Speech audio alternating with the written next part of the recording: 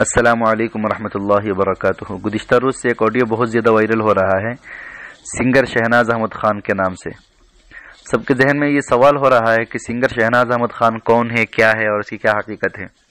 اس سوال کو جاننے کے لیے یہ جاننا ضروری ہے کہ 17 نومبر 2019 کو آل انڈیا مسلم پرسنل لا بورڈ کے مجلس عاملہ کا میٹنگ ندوۃ العلماء لکھنؤ میں طے ہوا تھا، اور اس میں یہ بات طے ہونی تھی کہ بابری مسجد مقدمہ پر جو فیصلہ آیا ہے اس فیصلے پر ریویو پٹیشن داخل کیا جائے یا نہیں، اس بات پر فیصلہ تھا۔ اور اسی وقت عین وقت جو ہے قوم کے کچھ غدار، قوم کے ملت فروش، ضمیر فروش کچھ لوگ لکھنؤ کے ڈی ایم کے پاس پہنچ گئے اور پہنچ کر نوٹس دیے کہ وہاں کسی بھی حال میں ندوۃ العلماء لکھنؤ میں کسی بھی حال میں وہ پروگرام نہیں ہونا چاہیے، وہ جلسہ نہیں ہونا چاہیے۔ بالآخر ڈی ایم نے جو ہے وہاں سے نوٹس جاری کر دیا اور عین وقت جگہ منتقل کرنے تک کی نوبت پہنچ گئی تھی۔ اب سوال یہ پیدا ہوتا ہے کہ یہ مقدمہ کرنے والے کون لوگ تھے، کون تھے جن کو وقت کے بادشاہ کے سامنے سجدہ ریز ہونے کی ضرورت پڑی تھی، کون ہیں جو عبادت گاہ کو سودا کرنے کے لیے تیار ہو گیا، کون ہے جس کو سواد اعظم سے کٹ کر اپنی رائے بلکہ بکواس کرنے کی ضرورت پیش آئی۔ الغرض ان سارے سوالات کے جوابات کے لیے ملت اسلامیہ ہندیہ کے ایک ایک فرد منتظر تھا۔ اسی دوران ایک آڈیو وائرل ہوتا ہے جس میں ایک رپورٹر اور ایک خاتون کی گفتگو ہو رہی ہوتی ہے۔ رپورٹر کا سوال، خاتون اپنے آپ کو کہتی ہے کہ میرا نام شہناز احمد خان ہے اور میں سنگر ہوں۔ رپورٹر سوال کرتا ہے کہ کیا آپ ڈی ایم کے پاس گئے تھے اور ندوہ کے خلاف آپ نے کوئی نوٹس دیے تھے؟ وہ خاتون کہتی ہے ہاں میں ڈی ایم کے پاس گئی تھی اور ندوہ کے خلاف جو ہے ہم نے سگنیچر کیے اور فلاں کیے وغیرہ وغیرہ کیے۔ اور وہ کہتی ہے کہ جب سپریم کورٹ کا فیصلہ آ چکا ہے تو اب کیا ضرورت پیش آئی کہ سپریم کورٹ کے فیصلے کے خلاف جائیں اور جا کر جو ہے اور ریویو پٹیشن داخل کیا جائے۔ تو یہاں یہ سوال کا جواب تو محترمہ کو دے دیتا ہوں کہ محترمہ ہندوستان کا قانون بھی ہے کہ جب کوئی جب سپریم کورٹ کا فیصلہ آئے تو آپ دوبارہ ریویو پٹیشن کے لیے داخل کر سکتے ہیں، ریویو پٹیشن ڈال سکتے ہیں، آپ اس کا جو ہے یاچیکا دائر کر سکتی ہیں۔ تو آپ کو کیا پریشانی، جب قانون ہم کو اجازت دے رہا ہے تو آپ کو کیا پریشانی ہے؟ خیر، اب بات آگے چلتے ہیں ہم لوگ۔ وہاں رپورٹر کا سوال یہ ہوتا ہے کہ کیا آپ فخر الدین صاحب کو جانتے ہیں؟ تو وہ کہتی ہے کہ کون فخر الدین؟ بولے بھائی جن کے ساتھ آپ نے سگنیچر کیے وہی فخر الدین۔ بولے اچھا وہ فخر الدین؟ نہیں میں ان کو نہیں جانتی ہوں، میں تو ان کو یوسف صاحب کے حوالے سے جانتی ہوں۔ تو بات وہیں ختم ہو جاتی، رپورٹر کی اور اس خاتون کی گفتگو وہیں پر ختم ہو جاتی ہے۔ آج صبح اسی خاتون کا ایک اور آڈیو وائرل ہوتا ہے جس میں وہ خاتون اپنے آپ کو شیعہ بتاتی ہے اور کہتی ہے کہ ہمیں سلمان ندوی سے کیا واسطہ ہے، سلمان ندوی ندوہ والے ہیں اور میں شیعہ ہوں، مجھے ان سے کیا واسطہ ہے۔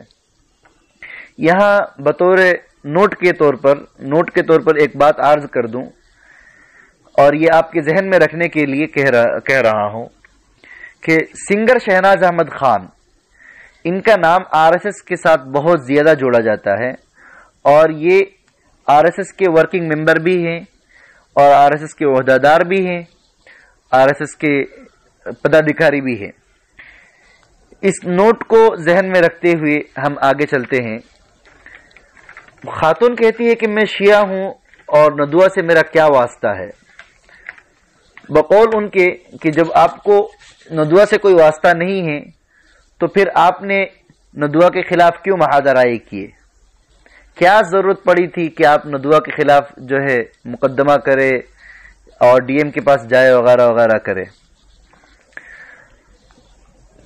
کیوں آپ نے اس ادارے کو نشانہ بنایا جب آپ کا اس ادارے سے کوئی واسطہ ہی نہیں تھا؟ محترمہ، ایک دن پہلے تک ان کا کہنا تھا کہ میں فخر الدین کون ہے اس سے واقف نہیں ہوں، ان سے کوئی ان کی واقفیت ہی نہیں تھی، بلکہ ان کا کہنا یہ تھا کہ انہیں یوسف صاحب کے حوالے سے میں جانتی ہوں۔ پھر اگلے دن کہتی ہے کہ ہم نے سمجھا کہ فخر الدین صاحب کے گھر کا نام یوسف ہے، فخر الدین صاحب کے گھر کا نام یوسف ہے۔ محترمہ کتنا جھوٹ بولیں گی آپ؟ اگر کچھ دیر کے لیے مان بھی لیا جائے کہ آپ نے گھر کا نام سمجھ لیا تھا کہ اس گھر کا نام یوسف ہے، تو ہمیں یہ بتائیے دنیا کا وہ کون سا پرانی ہے، کون سا انسان ہے جو کسی گھر کے نام کے ساتھ صاحب لگائے؟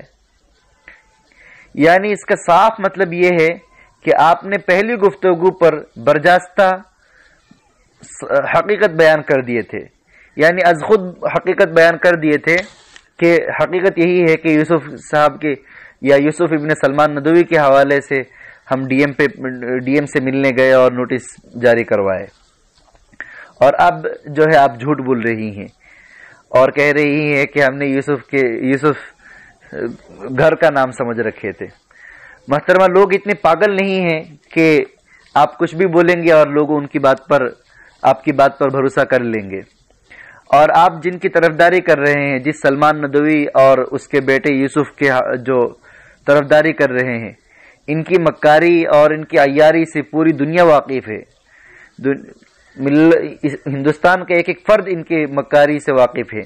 یہ وہی لوگ ہیں جو بابری مسجد کے سودا کرنے کے لیے ایودھیا پہنچ گئے تھے، یہ وہی لوگ ہیں بابری مسجد کے سودا کے لیے جو ہے ڈبل شری شنکر سے جا کے مل گئے تھے، یہ وہی ہیں جو پوری ملت اسلامیہ ہندیہ سے کٹ کر اپنی ایک الگ 1.5 اینٹ کی مسجد قائم کر لیے، یہ وہی ہیں جو سواد اعظم سے کٹ کر اپنے آپ کو جو ہے وقت کا زمانے کا خطیب اور فلا فلا از خود جو ہے لقب دینے لگ گیا۔